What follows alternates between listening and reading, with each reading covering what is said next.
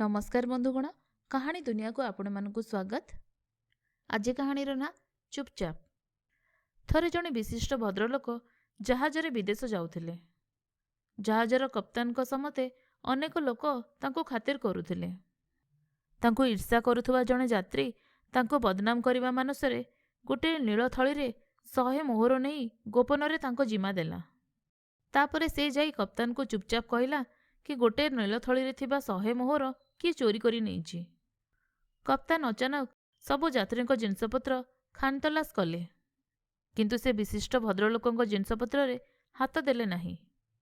अभियोगकारी चुपचाप कप्तान को फुसिले देबाको लागिला, तांको बाद देले किया।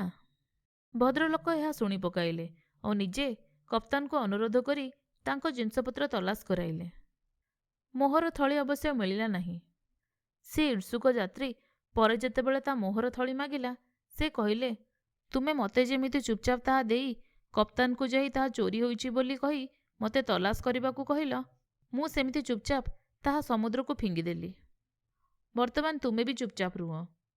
पुणी कौनसी अभियोग कले तुमको समस्ते पागल बोली कहिबे। आपण माने शुणुथिले जह्न मामुर एक गप चुपचाप।